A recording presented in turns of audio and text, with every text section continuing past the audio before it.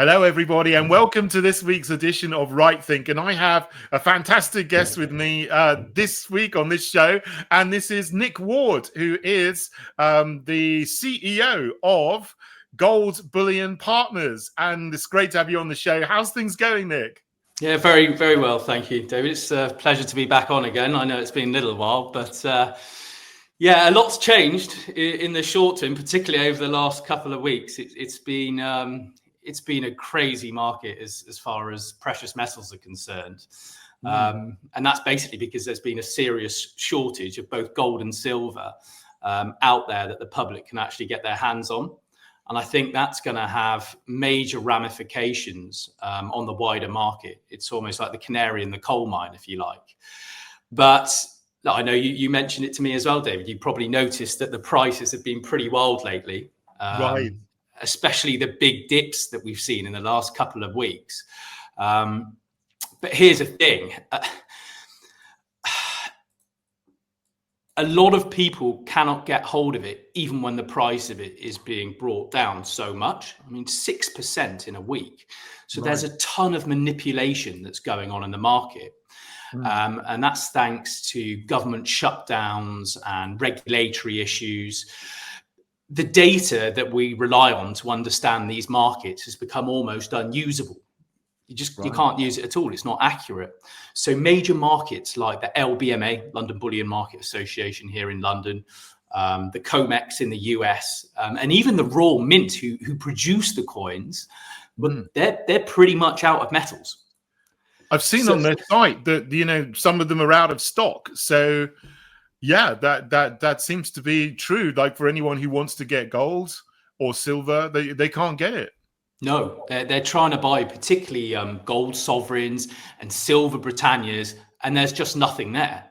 And because of that, we're starting to see premiums skyrocket, sometimes doubling, even tripling from what's normal, as supply just can't keep up with this level of demand. I've never seen anything like this since COVID. David. So look, every wholesaler, every mint, every refinery that I speak to are running at full blast just to try and restock their existing positions. And wherever you go in the world, they're out almost everywhere. It's like the physical market is breaking in front of our eyes, really. Is this because there's a huge extra demand from people who want to buy gold coins? Yes, you know what? It's not actually so much from the retail public, David. It's the central banks, institutions realizing, okay, the global system's on its last legs. How are we going to protect ourselves? Silver, in particular, that's in a dire situation. So the mines throughout the world are producing far less than what's needed globally, by about 1 billion ounces a year. That's a huge deficit. That sounds like a lot of ounces. That's like, I don't think there's enough for all the people who want it there. Well, yeah, most of that silver actually isn't there sitting in vaults, David, waiting to be used. It's actually being consumed in industry, or it's buried in landfills. It's gone. It's been used up or destroyed. And this is the really interesting part that I've noticed in the last fortnight. Really, really interesting. The US military and government are actively stockpiling silver now. Right. So there's even reports that they're buying up all the acid needed to actually refine it. So they're basically getting ready for some big shortages or some kind of a crisis, who knows. But they've been funneling billions into critical minerals like silver to basically build their reserves and prepare for their future needs. So yes, gold's one thing, but silver is not only is it a monetary metal, obviously it's essential for all their military hardware, electronics, renewable energy, medicine, you name it. And that's why this month they've just added silver to their list of critical minerals. They need it for national security. Yeah, but you can see this. You can see this shortage with gold as well. But at the same time, it's just so disconnected from the paper prices that you see. So the big banks like JP Morgan, HSBC, Bank of America, Citibank, they're basically shorting the heck out of gold and silver with these massive derivatives positions. So they're trying to keep it as low as possible. But thanks to this regulatory opacity, if you like, opacity, we've got no idea how much shorting is actually happening and how much they've got left. We just don't quite know. We know there's hardly any of it left. They're keeping the price of it as low as possible. But the government and all the institutions at the same time are hoarding it like it's going out of fashion. Look, I've heard this, that actually there's out of every ounce of silver there's about 400 people who believe that they own that ounce because there's all of these paper claims on it, which for a normal person like me, I'm not familiar with how derivatives and the market works. It sounds crazy. So, 399 out of 400 people who think they own an ounce of silver don't actually own it and won't be able to get it. I mean, how does that all work? I know it's in the same way that the banks work, really. They only have £1 for every 100 that they lend out. They rehypothecate it. And that's what's worrying about having things like ETFs, exchange traded funds, that just follow the price of gold and silver. Great if you're a trader, but if you're looking for long-term safety and security, well, if the markets crash, it's not worth the paper it's written on. So, look, it looks like this manipulation that's happening at the moment is being driven down, but they're smashing the prices down to scare buyers or to hide really the actual shortage in the market. All the time, they're buying it themselves. Like easy to access things back in originally, like Britannia's and sovereigns, you just can't get hold of them. You notice most websites, they're completely out. And if they are selling them, they're going up at massive premiums because of this dwindling supply. Of course, when it breaks, well, you won't be able to get hold of it at all, and then it becomes a seller's market. Right. Is it, will they be able to keep suppressing the price of gold and silver forever? Because it seems like something that has been going on all my lifetime, to be honest. And now it's pushing up against barriers of $4,000 an ounce for gold, $50 an ounce for silver. Is it going to break through and actually take off like a rocket, do you think, when finally people realize that the market has been manipulated and they can't continue to do that anymore? Yeah. How long can they kick the can down the road? They've done it long enough. I thought this might happen over the lockdowns, but they managed to get out of it. What I can say is the supply of the real asset, real physical gold, real physical silver has never been this tight. I've never seen it like this. And I think this current manipulation I think it might be a last effort to keep prices suppressed before it all does blow up. Yes. And when that happens, you'll see it go up multiples. But if your audience haven't done it already, and I know a lot of them have, David, now's seriously the time, I think, just to consider getting a small position in, even if you haven't got any already, because I think a full-blown crisis can happen very, very quickly. You go to bed on a Thursday night, wake up Friday morning, market's crashed, and you can't get hold of any of it at all. So, yes, we've seen a big rally over the last year. It's up, over 50% year to date. And then he reached, $4,400 an ounce. After such a meteoric rise, a connection was obviously inevitable. But a 6% pullback that quickly was shocking. I don't think anybody saw that coming. And I get a lot of people saying to us when they're booking consultations or coming in to meet us, am I too late? Has that ship sailed? Is the rally over? Have I missed the boat? And no, nothing fundamental has changed. The drivers that have pushed up gold to these highs haven't changed. The Federal Reserve are going to cut rates again. There's a hell of a lot of geopolitical risk. US economic data is obviously absolutely terrible. So I think that dip is just the market's catching its breath, if you like. It's a healthy reset. Yeah, even though it's gone down a little bit in the last month or so, it's still up 50% since the beginning of the year, and it looks like it's going up again right now. So it's still on its way up. It looks like it. And I know you made the point last time I spoke to you that actually, well, it's not so much the gold is going up, but all the other currencies are going down. The pound, the dollar, the euro are actually losing their value. And we can see that in terms of inflation. I mean, I think the purchasing power of gold does seem, obviously is going up now, but it's also the other thing is true. And if you put money into a current account or even a savings account in fiat currency, even with the interest they pay you, it's losing purchasing power. Do you see that as the reality of what's going on as well? Absolutely, David. That's exactly it. I think people need to reframe the way they view gold. It's not a short-term investment that you're trading in and out of to make some fiat gain that's inflating away. There's no limit as to how much money they can print. And mathematically, they just have to keep printing and keep printing and keep printing until we see some form of financial reset. So people say, oh, well, gold's up too high now. Well, no, because then that means there's a limit on how much the banks are going to print. And there isn't. The only way they can get out of this debt trap is just to carry on printing.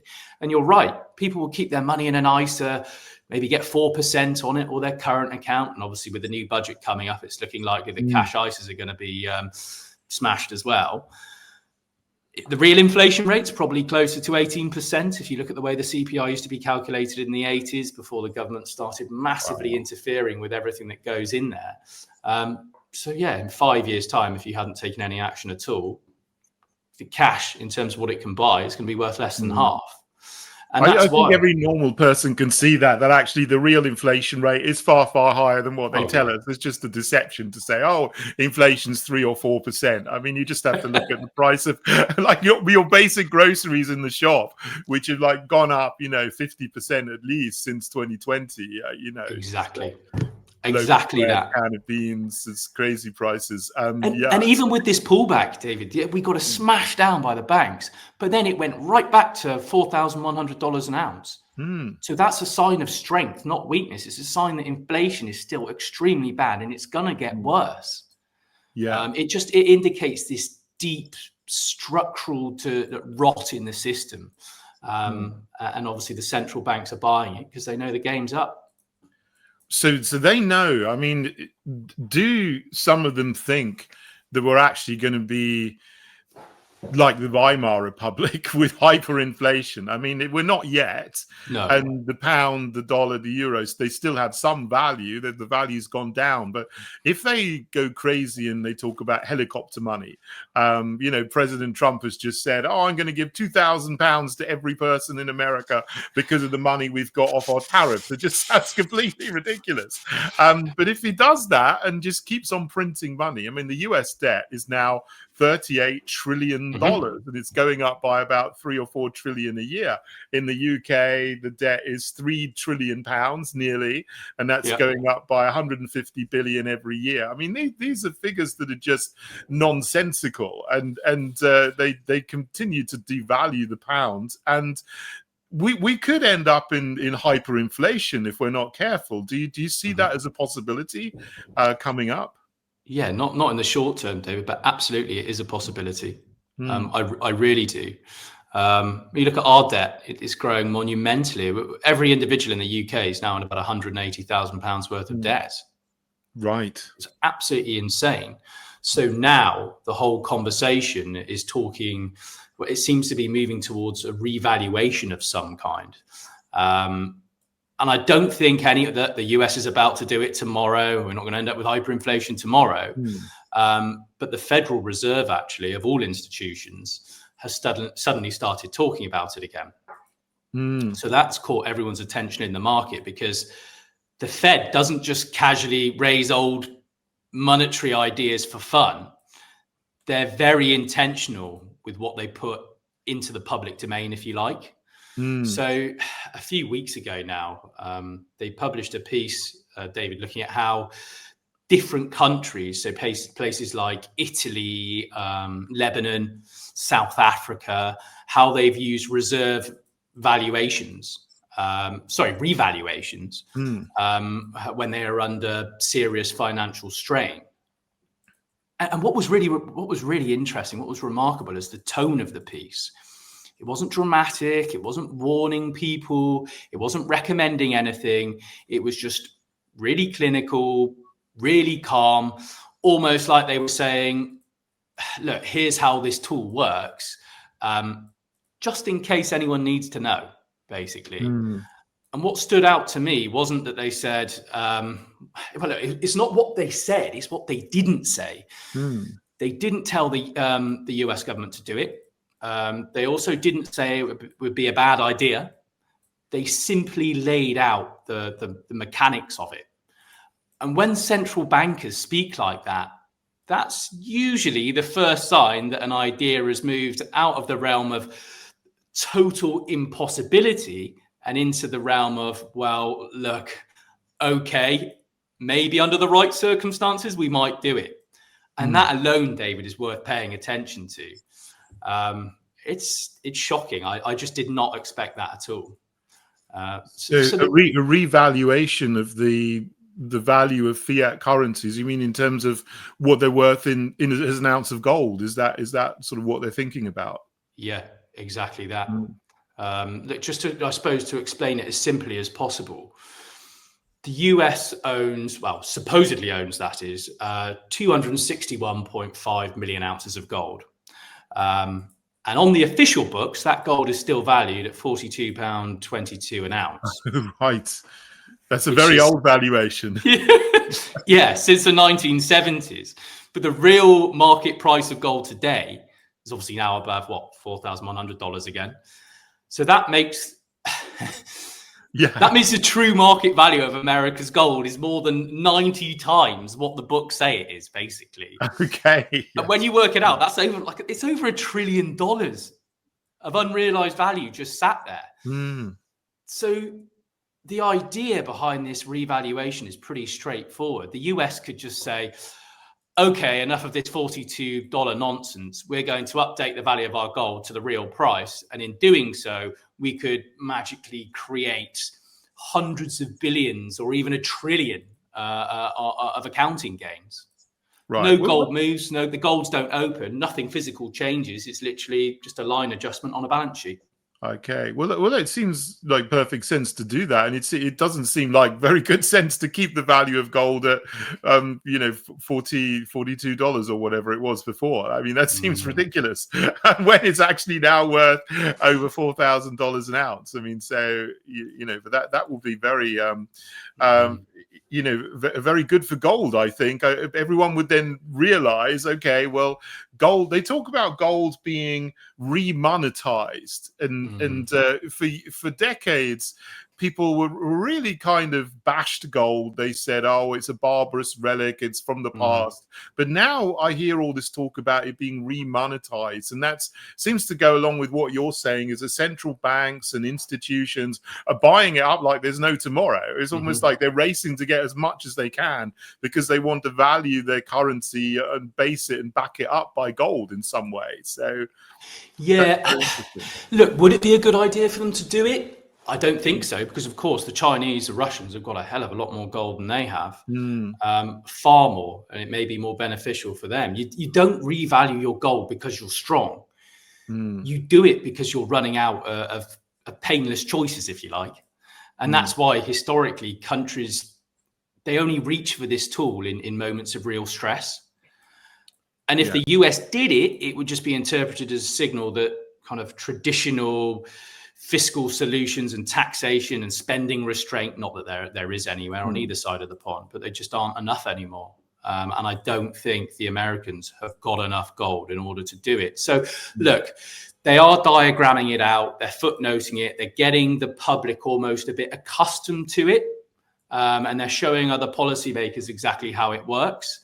But that tells me we're just getting closer to the edges of fiscal orthodoxy, if you like, than anyone wants to admit. It's crazy. And when they do it, who knows what price it could go up to. There's a chap called Clive Thompson that's run the numbers out there, Swiss banker. He thinks it could put it at $15,000 an ounce. Wow. And I think he was being relatively conservative with those numbers as well. So who knows? I do hear a lot of bankers and a lot of institutions giving out these estimates, and they seem to be a lot higher than the prices now, whether it's $15,000 or even $5,000, $6,000. I think that's a very low ball estimate. But I mean, that actually means for the people who, you mentioned, some people say to you, is it too late because it's gone up 50% this year? But if that's the estimates coming out from people in the know, it's not too late, is it? I think for ordinary people, it's a good idea to just get a bit, and so that you've got, you're in it. And if the price does go up a huge amount, which it looks like it's going to do, you're going to be winning if you do. Well, yeah, same thing happened in the 1970s. It went up 1,000% in just shy of a decade. Wow.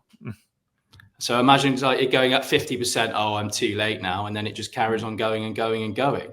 And of course, there's a huge question about the role that it's going to have in any new digital economy that we might be shifting towards as well. The onset of digital ID, CBDCs. How's it going to dovetail into that?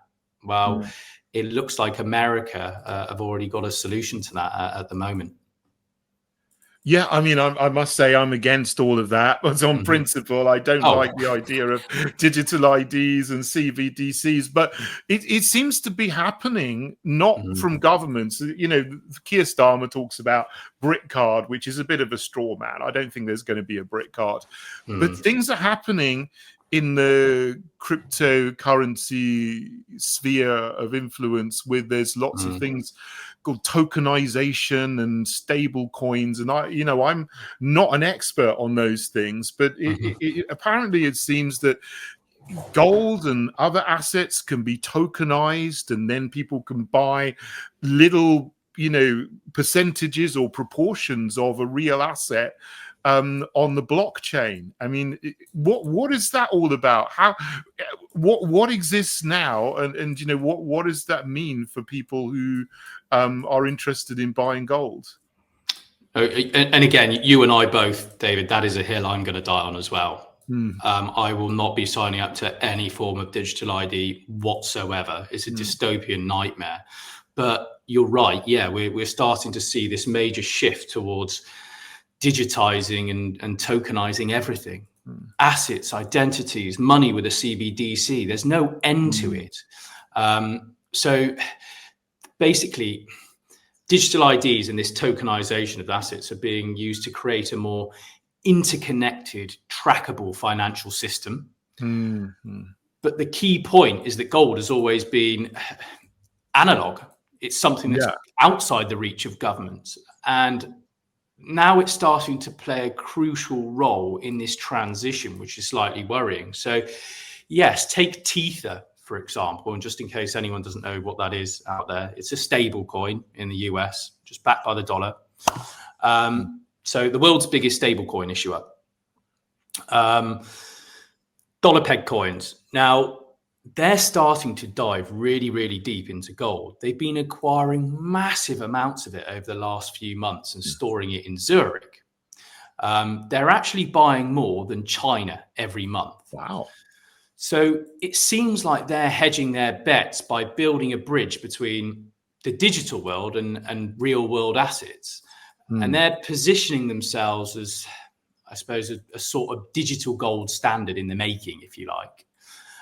And then, of course, we have the Genius Act. I'm sure you've seen that, David.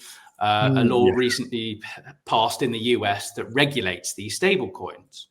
So what it really looks like, you see Trump with all the fanfare saying we're never going to have a state-backed CBDC. Well, Tether is a CBDC in all but name. It's a privatized version of a central bank digital currency.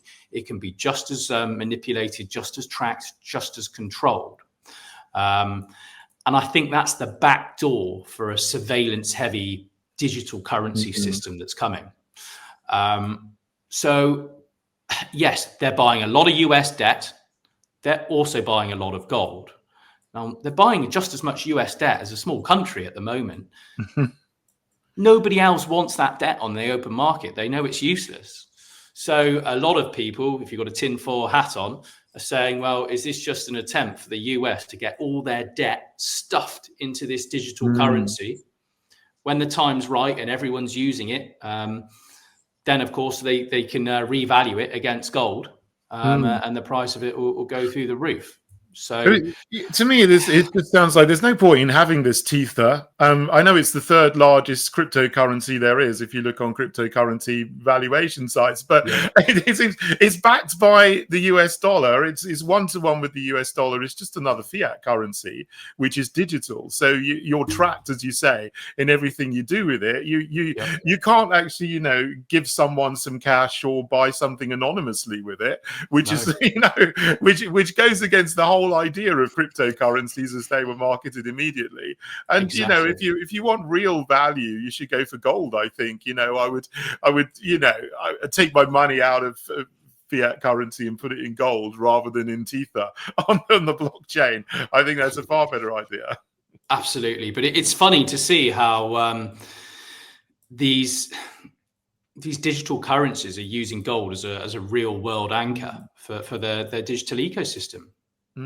It's why, if it's so fantastic, why would you need an old relic, like you said earlier, David, to back it? So it looks like gold really is going to become the foundation of this new monetary system. They wouldn't be buying it at the rate they're buying it, more than China, if they didn't plan on using it and backing the digital currency with it. So yes, there's going to be a remonetization of gold at some point, and silver too, because obviously the unit currency, which is obviously China and Russia's new currency, they're backing that with silver as well. So it just worries me that they're going to try and take as much of it as possible, and they'll have complete control over the lion's share of it, and then they control the entire economy. So people need to decentralize. They need to get it in their own vaults in Switzerland or London, take delivery of it themselves. And then they're in a position of autonomy and control when the market resets. Yeah.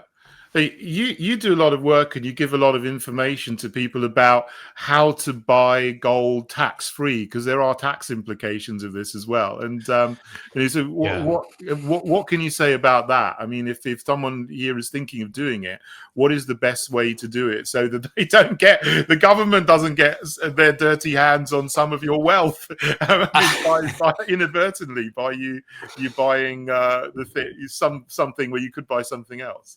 Well, yeah, it's one of the last tax-free forms of private investment left now, David. And that's because bullion coins are considered legal tender. You can't tax the flow of currency in the UK.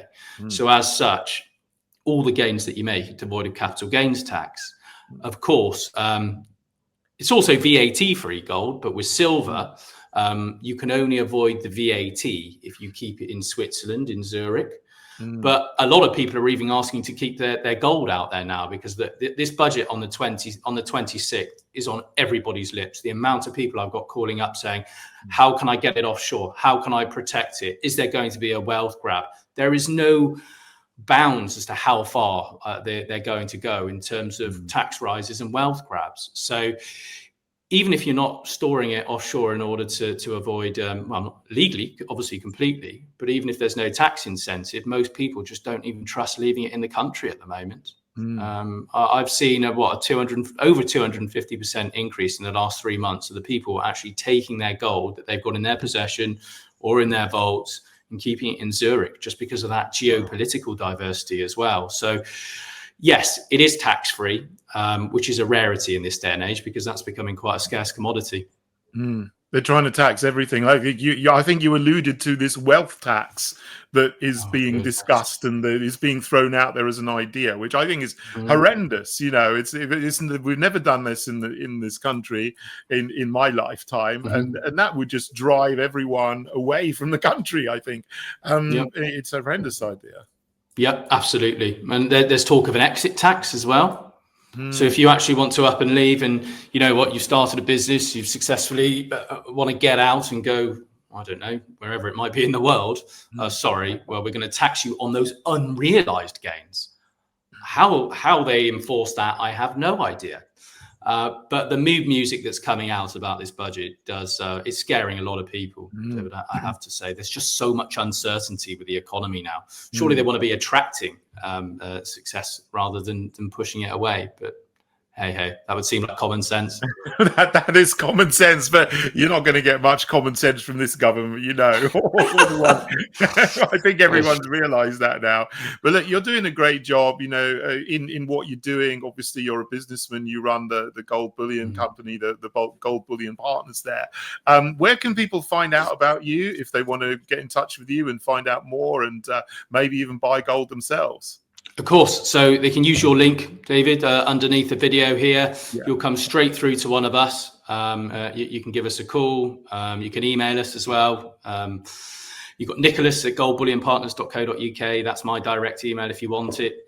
Or you can just email our accounts team. And yeah, please, if you are interested, give us a call. Whether it takes an hour, 2 hours, we'll give you as much guidance as you need. And if you feel comfortable getting some, please just dip your toes in and get a tiny bit just to protect against what's coming at the moment, because God knows where we'll be in a couple of years, David. Yeah, I know. Well, I hope we will be on the road back to recovery, but we don't know with this government that we've got. And, you know, obviously you're doing a great thing in finance. I'm trying to operate in politics as well to give people an opportunity to restore our nation and get away from the craziness. And there's other people who are acting in all kinds of different areas as well, and who are watching the video too. So, you know, hopefully we can all work together. But, you know, in the immediate future, I think you would say it's a good idea to have a little bit of gold, to have a little bit of precious metal, just to make sure that some of your wealth is protected in value. And it's a very good thing to do that. Yeah, there's light at the end of the tunnel. I hate seeing everyone get so down and it's all doom and despair. We will come out the other side and things will change. It's just how much damage are they going to create and how much misery are they going to put people through? How do you protect yourself against that so you can sit back at night, sleep tight and think, okay, I'm protected. Doesn't matter what happens to the banks or the economy. I've got something there that actually exists. It's going to go up in value. So there's certainly room for hope, if you like, out there. Indeed, yeah. Always keep hope. Otherwise, you know, you're not going to have any. Well, we always hope, and so I'm still here. You're still here in the UK, and we're still fighting for a better day. So it's great what you're doing, Nick. Thank you so much for joining me and telling me and everyone watching all the latest about precious metals and the gold market and what people can do to protect their finances. Thank you so much, Nick. No, it's good catching up again.